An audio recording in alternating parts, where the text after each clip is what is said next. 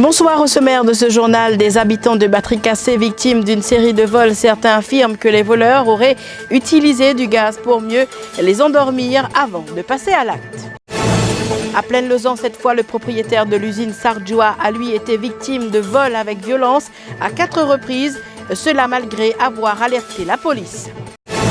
Réforme électorale, le Premier ministre a rendu public les propositions du gouvernement ce vendredi après-midi. L'opposition se dit sceptique. Et dans le monde, New York, agression couteau dans une crèche, 5 blessés, dont 3 bébés.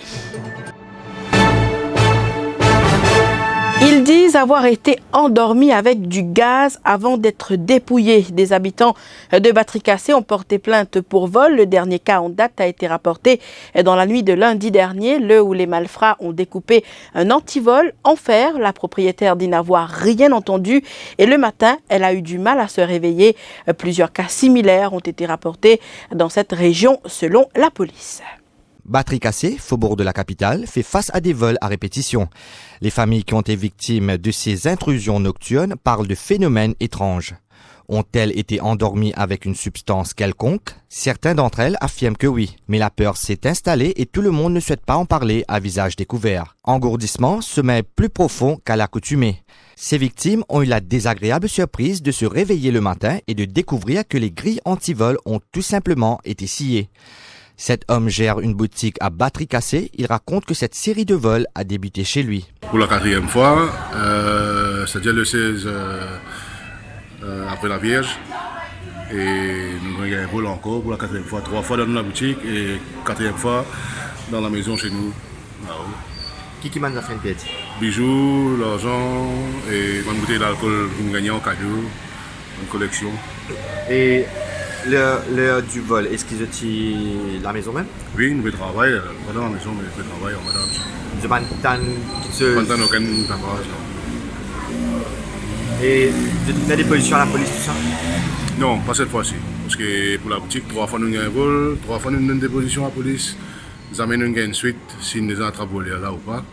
Et voilà, nous avons une 4e fois, ben, nous n'avons pas perdu le temps pour donner encore des positions. Ce deuxième témoin est également commerçant. C'est en pleine nuit qu'il a découvert que des voleurs s'étaient introduits chez lui. Vers 3h30, je suis à la toilette. Là, je me remarqué que je descends, je suis mon placard, fini ouvert. Je suis à la manger, je suis tout le monde couvert, je suis bol couvert, tout fini découvert. Mais là, si je ne prends pas attention, je suis divan peut traverser par la fenêtre, par la porte. À ce moment où la porte est ouverte, une distance de 2 pouces. Là, je dis, madame, pas faire ça la porte là, bien. Mais quand je monte là-haut, là, mon esprit peut dire, bien à quelque chose de traverser. Effectivement, quand je ouvert mon rond dans l'autre là, je la lumière, mon sac casse. Puis là, non, là-dedans, je ne viens tout sac mon madame, dans l'autre là, je ne viens mon tiroir, je ne fouillais, dès lors, moi, il est ouvert. Notre troisième interlocuteur se plaint, lui, de l'absence de la police. Moi, je suis l'autorité, je peux dire à la radio que la police peut prendre pour une sécurité, mais nous, dans cette barricade, nous n'avons aucune sécurité. Hier, il y a du monde sur la fête, une cassée, mais quand la police est venue, il a dit, il faut nous aller d'où. Mais nous avons à voler. Mais nous ne pouvons pas voler, si nous avons volé, nous blessons voler, nous avons un problème. Le propriétaire de l'usine Sardjoa à Plaine-Lausanne, victime d'agression et de vol d'Anéchoir. Sardjoa a été malmené par des ex-prisonniers fraîchement libérés qui ont d'abord pris d'assaut son entreprise. Ils l'ont même forcé à effectuer un retrait à la banque. 2 personnes ont été arrêtées cet après-midi. Reportage Mima Omirdari. Cette semaine, Daniel Sardjoa, propriétaire de l'usine de confection d'Achar, a reçu la visite de voleurs à 4 reprises. Ces agresseurs étaient armés de sabres à chaque fois. Mardi, ils lui ont demandé la somme de 3500 roupies. Pour sauver sa peau, il lui a remis le montant requis. Des bandits venus, ils ont armés, et ils ont dit que je dois de 3500 roupies depuis un an, je suis en prison, prison de sortie, je me dis que moi, j'ai besoin de payer. Ces bandits qui ne m'ont pas connu. Les armées m'ont trouvé, je ne sais pas bouger et que je dis madame dans l'usine de tout paniquer. Finalement, je trouve meilleur choix, c'est de 3500 et que libère-moi. Moi, j'avais entendu mon père, la banque, me prend mon venu. Je dis non. Dès une assise pour derrière, une assise à côté de moi, nous avons MCB Belleville, ATM, moi j'ai 3500, moi donne On fait un petit récit pour dire ça pour mon comptable, ça évidemment, je ne signe. Là, tous les 3 mois, le kit code dry cleaning. Mercredi vers midi, d'autres voleurs soupçonnés de faire partie de la même bande se sont de nouveau présentés à l'usine.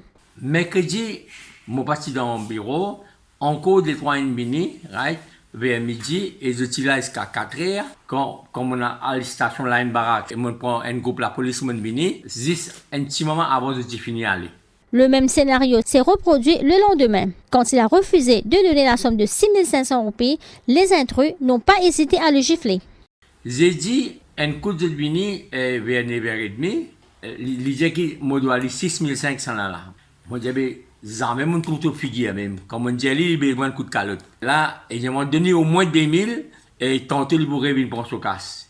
Moi, j'ai dit, dans mon poste, moi, j'ai dit 700 roupies, ils m'ont donné. Et je n'allais supposer pour revenir. On a la station de la police. Et quand la police est venue, et qui déjà là, avant midi, et là, évidemment, la police fait son travail. Il amène une station, on peut faire l'enquête. Moi aussi, je demande l'enquête. Daniel Sordjois souhaite que la police effectue des patrouilles plus régulières dans la région de Blaine-le-Zan. Les propositions du gouvernement sur la réforme électorale sont désormais connues. Face à la presse cet après-midi, Pravin Jugnut a énuméré les principales propositions parmi un Parlement composé de 81 députés au minimum avec une meilleure représentativité féminine, 63 députés sous la formule First Past the Post, 12 sous la représentation proportionnelle et 6 au minimum choisis par le leader du parti sous le Best Loser Seat qui vise à remplacer le Best Loser System. Faisons le point avec Ruth Rajissar. D'abord, le gouvernement de Pravin Jugnut veut assurer qu'il y a une représentativité équitable des partis politiques à l'Assemblée nationale. Avec cette réforme proposée par le gouvernement, l'obligation faite aux candidats de décliner leur appartenance ethnique lors des législatives ne sera plus d'actualité.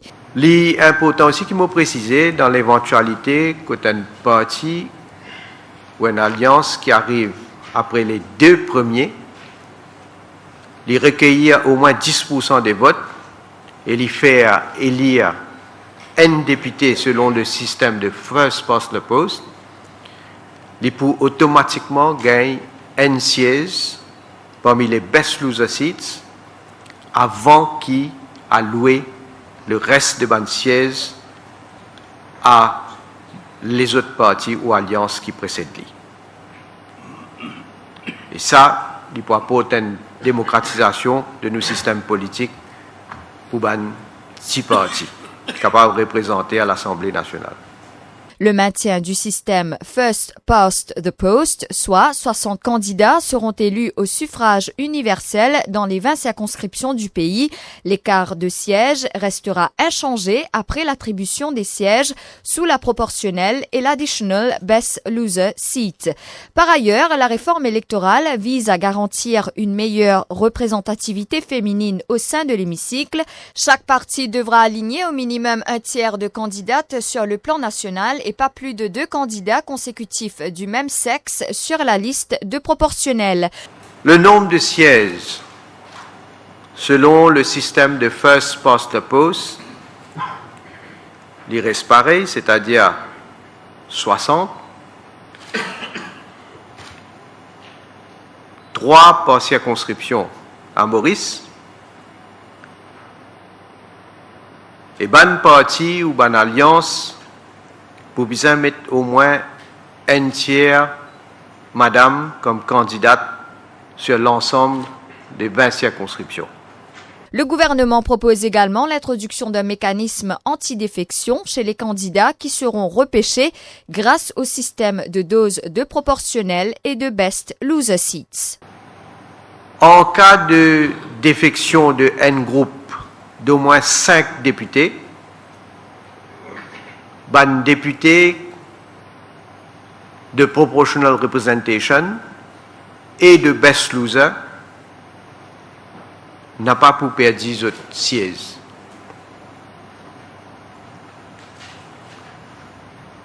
En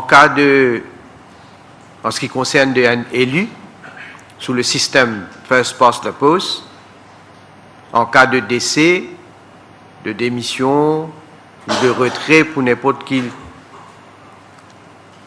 les autres raisons, s'il y a une vacance qui est déclarée, nous pouvons avoir une élection partielle, comment c'est le cas actuel.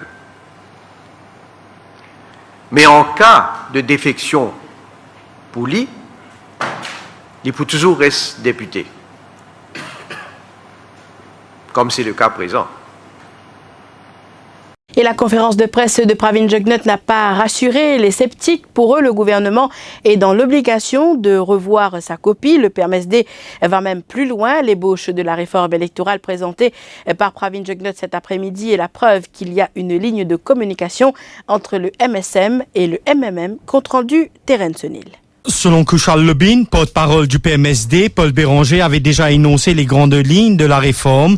Pravin Jugnauth ne lui a rien appris aujourd'hui. Tout ce qu'il finit dire, Paul Béranger, pendant les dernières 3 semaines, il mentait là. Il même connaît qu'il y a certains députés MSM pas pour voter pour tirer baisse le système. Donc, il est évident qu'il y a la main invisible entre le MSM et le MMM concernant essence de propos et ébauche de sa bille-là entre le MMM et le MSM. Orvin Boulal accueille favorablement le seuil de 10% pour être éligible à la proportionnelle, de même que les mesures proposées pour une meilleure représentativité féminine au Parlement. Par contre, selon le député travailliste, la réforme ne va pas corriger la représentativité d'un parti au Parlement, ni celle d'une communauté. Sa réforme-là, telle qu'elle, l'y accentuer, ça danger qu'il devrait prévenir.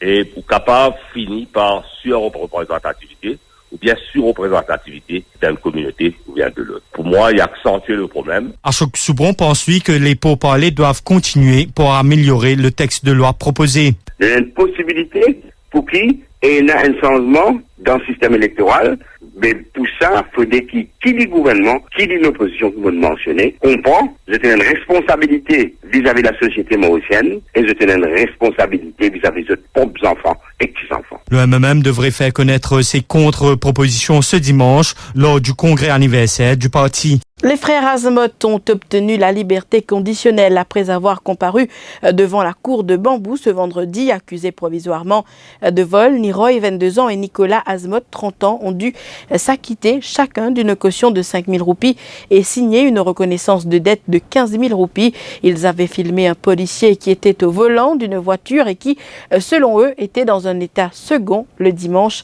16 septembre à Médine, Bambou. Et tout finit bien passé. Les frères Azmoth finissent retrouver les liberté conditionnelle. Et je suis vraiment satisfait, je suis vraiment soulagé de ce dénouement-là. Au moins la justice et le bon sens finissent prévaloir dans sa caisse-là. Malgré ça, je veux bien dire que la famille Azmoth passe par un moment très difficile cette semaine-là. Et je finis vivre un vrai calvaire.